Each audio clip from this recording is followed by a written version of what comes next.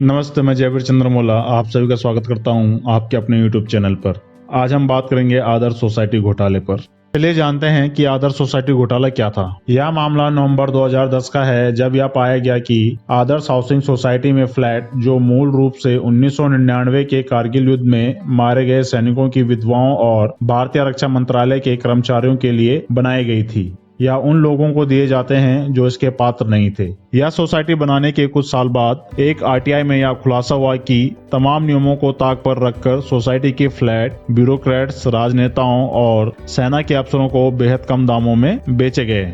आदर्श society घोटाले का पर्दाफाश होने के बाद 31 दिसंबर 2010 को मुंबई हाई कोर्ट ने माना कि यह सीधे सीधे धोखेबाजी का मामला है। इसके बाद कोर्ट ने सोसाइटी की अंतरिम राहत देने से इनकार कर दिया था। इसी के साथ ही पर्यावरण नियमों को दरकिनारा करने की वजह से केंद्रीय पर्यावरण मंत्रालय ने सिफारिश की कि इस इमारत को 3 महीने के अंदर गिरा दिया जाए।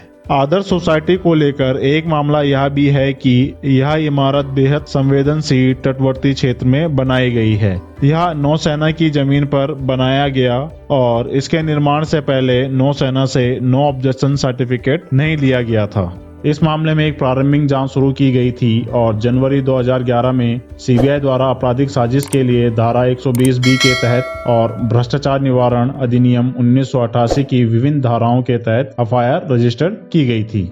मामले की जांच के लिए 2011 में महाराष्ट्र सरकार ने 2 सदस्यीय न्यायिक कमीशन का गठन किया। इसकी अध्यक्षता हाईकोर्ट के रिटायर्ड जस्टिस जे पाटिल ने की। 2 साल तक इस समिति ने 182 से ज्यादा गवाहों से पूछताछ की और अप्रैल 2013 में महाराष्ट्र सरकार को अपनी रिपोर्ट सौंपी। समिति ने अपनी रिपोर्ट में बताया कि कुल 25 फ्लैट गैर कानूनी तौर पर आवंटित किए गए थे। इनमें से 22 फ्लैट फर्जी नाम से खरीदे गए थे। इस रिपोर्ट में महाराष्ट्र के 4 पूर्व मुख्यमंत्रियों का भी नाम आया। इनमें अशोक चौहान, विलासराव देशमुख, सुशील कुमार शिंदे और शिवाजीराव नीलांगेकर पाटिल शामिल थे। इनके अलावा 2 पूर्व शहरी विकास मंत्री राजेश टोपे और सुनील तटकरे और 12 ब्यूरोक्रेट्स के नाम रिपोर्ट में गैर कानूनी गतिविधियों को लेकर शामिल किया गया था। जिन लोगों को फ्लैट आवंटित किया गया था उनमें देवयानी खोबरगड़े का नाम भी शामिल था। सीबीआई द्वारा मामले में कांग्रेस नेता और महाराष्ट्र के पूर्व मुख्यमंत्री अशोक चौहान और 13 अन्य लोगों का नाम दर्ज किया गया।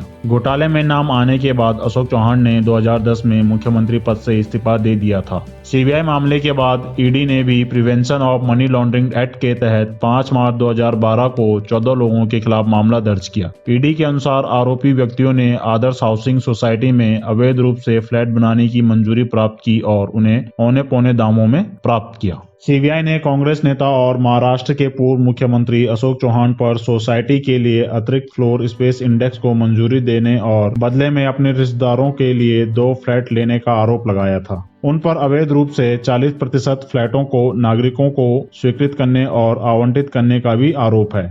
इस घोटाले में नगर निगम के तत्कालीन आयुक्त जयराज फाटक समेत 12 सिविल सेवकों का नाम दर्ज किया गया था, जिन्हें गिरफ्तार किया गया था। सीबीआई ने अशोक चौहान पर साजिश और भ्रष्टाचार का आरोप लगाते हुए 4 जुलाई 2012 को अपनी चार्जशीट दाखिल की। सीबीआई ने तब महाराष्ट्र के तत्कालीन राज्यपाल से अशोक चौहान को गिरफ्तार करने की मंजूरी मांगी थी। इसके बाद जांच जारी रही और अक्टूबर 2015 में सीबीआई ने महाराष्ट्र के राज्यपाल सी विद्यासागर राव को सबूत सौंपे और अशोक चौहान पर मुकदमा चलाने की मंजूरी मांगी। फरवरी 2016 में राव ने अशोक चौहान पर मुकदमा चलाने के लिए सीबीआई को अनुमति दी, लेकिन उन्होंने राज्यपाल के आदेश को चुनौती देते हुए मुंबई हाईकोर्ट का दरवाजा खटखटाया। उच्च न्यायालय ने अशोक चौहान पर मुकदमा चलाने की राज्यपाल की मंजूरी को रद्द कर दिया और कहा कि सीबीआई सबूत पेश करने में विफल रही। 2016 में सुप्रीम कोर्ट ने सुरक्षा कारणों से सेना को इमारत पर कब्जा करने का आदेश दिया। उस समय अधिकांश फ्लैट को सील कर दिया गया और केवल 1 दर्जन फ्लैट को ही खोला गया था। फिलहाल सोसाइटी के सभी फ्लैट अभी खाली हैं। फाइनली दिसंबर 2017 में मुंबई हाईकोर्ट द्वारा अशोक चौहान को बरी कर दिया जाता है और आदर्श हाउसिंग सोसाइटी घोटाले पर कोई निष्कर्ष निकल कर नहीं आता है। आपकी इस स्कैम पर क्या राय है, आप हमें कमेंट कर अवश्य बताएं। साथ ही आपके अपने YouTube चैनल जयवीर रमोलो को सब्सक्राइब करना ना भूलें। वीडियो को लाइक और शेयर अवश्य करिए और इस वीडियो को अंत तक देखने के लिए धन्यवाद।